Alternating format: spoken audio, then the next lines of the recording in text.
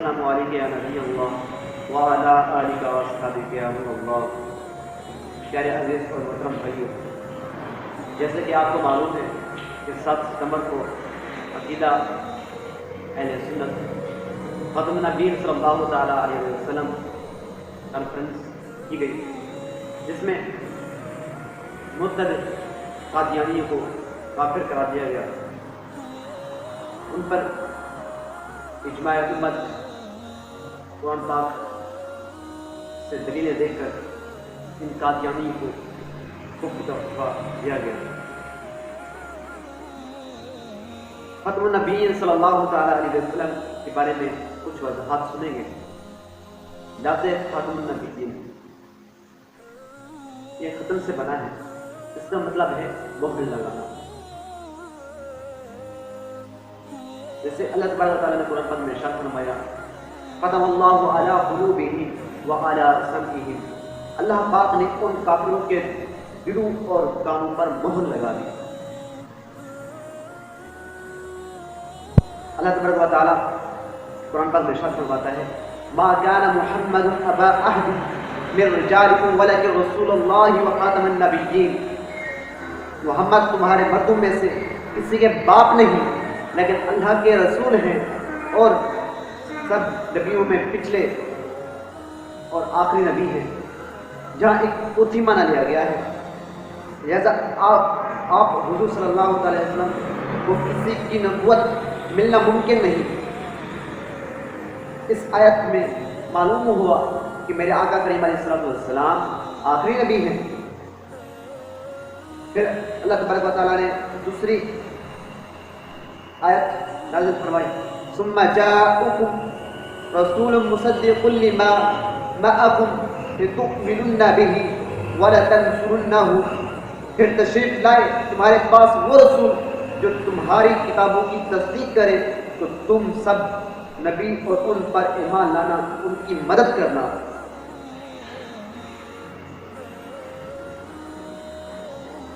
یہ ایک ہے کہ یہ ان تینوں آیتوں سے حضور صلی اللہ علیہ وسلم کی شان مبارکہ اور خاتم النبیین صلی اللہ تعالیٰ علیہ وسلم کی وضاحت کی جا چکی ہے۔ حضور صلی اللہ تعالیٰ علیہ وسلم کا دین مکمل ہو چکا اور دین کے مکمل ہو چکنے کے بعد کسی نبی کی ضرورت نہیں۔ دوسرا یہ کہ نبی تمام نبیوں کی تصدیق کرتے ہیں، کسی نبی کی بشارت یا خوشخبری نہیں دیتے۔ پچھلے نبی کی تصدیق ہوتی ہے، آئندہ کی بشارت۔ اگر آپ کے بعد کوئی اور نبی ہوتا تو اس کے بشیر بھی ہوتے۔ تیسرا یہ کہ آپ سارے نبیوں، سارے پیغمبروں اور ان کی کتب پر گواہ ہیں، لیکن کوئی نبی حضور کا گواہ یا حضور کی امت کا گواہ نہیں، جس سے معلوم ہوا کہ آپ کے بعد کوئی نبی نہیں۔ چوتھا یہ کہ یہ سارے نبی آپ سے پہلے گزر چکے، کوئی باقی نہ رہا۔ ان تینوں آیتوں سے ہمیں یہ معلوم ہو چکا کہ حضور صلی اللہ تعالیٰ علیہ وآلہ وسلم آخری نبی ہیں۔ سب سے پہلے حضور صلی اللہ تعالیٰ علیہ وآلہ وسلم کو پیدا کیا گیا جب حضرت آدم علیہ السلام مٹی میں تھے، تب بھی میرے آقا کریم علیہ السلام اس وقت بھی تھے۔ سب سے پہلے آقا صلی اللہ علیہ وسلم کے نور کو پیدا کیا گیا اور دنیا کے اندر حضرت آدم علیہ السلام کو بھیجا گیا۔ یعنی سب سے پیدا ہونے والے میرے آقا کریم علیہ السلام اور دنیا میں نبیوں کی لسٹ میں آنے والے سب سے آخری نبی نور مجسم شاہ بنی آدم صلی اللہ تعالیٰ علیہ وآلہ وسلم ہیں۔ اور کوئی ہم پر اعتراض کرنے لگے کہ آپ یہ کیسے کہہ سکتے ہیں کہ حضور آخری نبی ہیں؟ حضور کے بعد حضرت عیسیٰ علیہ السلام بھی آئیں گے۔ ان کے لیے میرے طرف سے یہ جواب ہے کہ پیارے بھائی، وہ عقل کے اندھے، تو نے کتابیں نہیں پڑھی،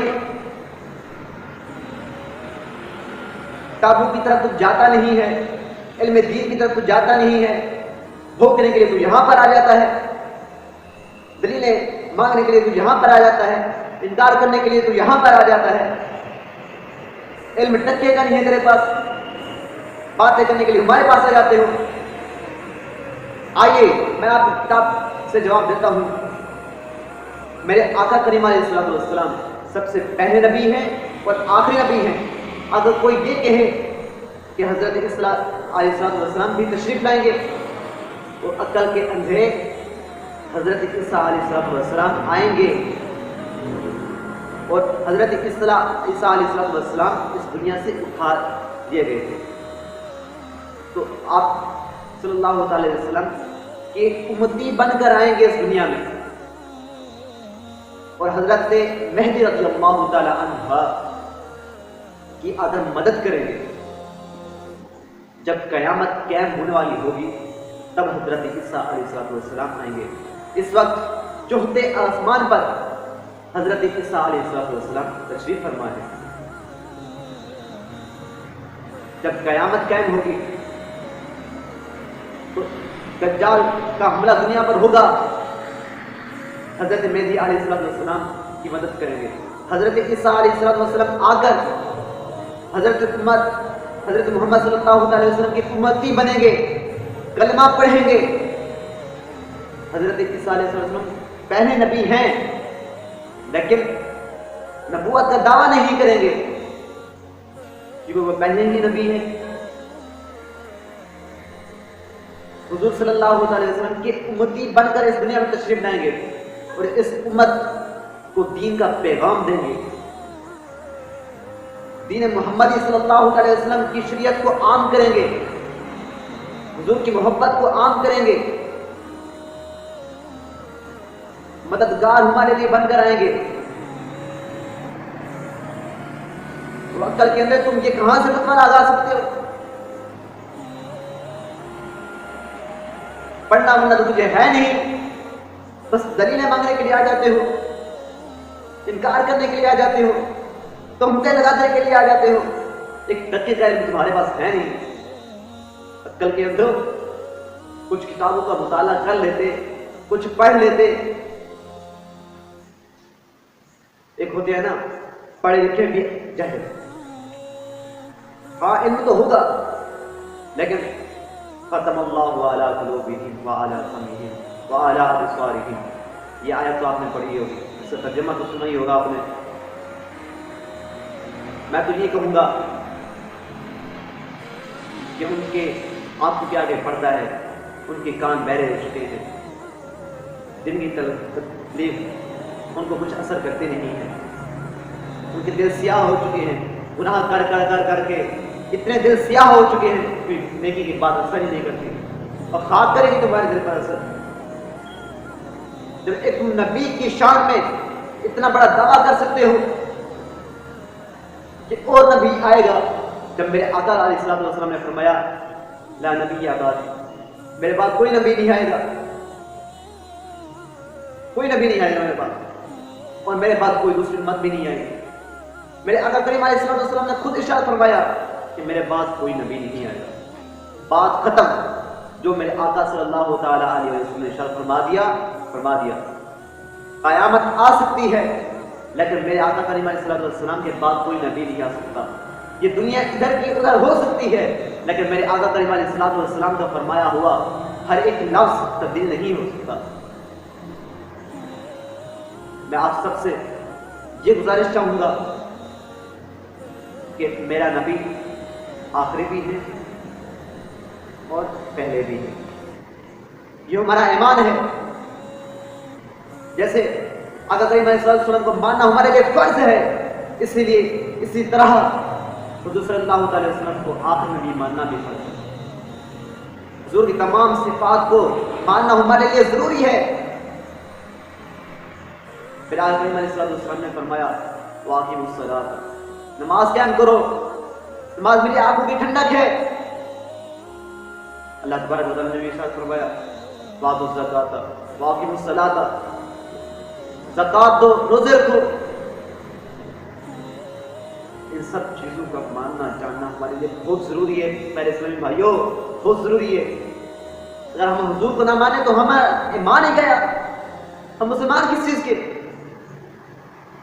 میں آپ سب کو یہ گزارش کرنا چاہوں گا کہ میرے نبی آخری بھی ہیں پہلے بھی ہیں، بس اس کے علاوہ کچھ نہیں سننا، ہمارے کان بند ہیں، کیونکہ میرے آقا صلی اللہ علیہ وسلم نے ارشاد فرمایا اگر میرے بعد کوئی دوسرا نبی آتا تو وہ حضرت عمر رضی اللہ تعالیٰ عنہ ہوتے۔ حضرت عمر رضی اللہ تعالیٰ عنہ تو میرے آقا کریم علیہ السلام کے خاص صحابہ میں سے، کیا شان ہے میرے صحابہ کی اور کیا شان ہے میرے آقا کریم علیہ السلام کی۔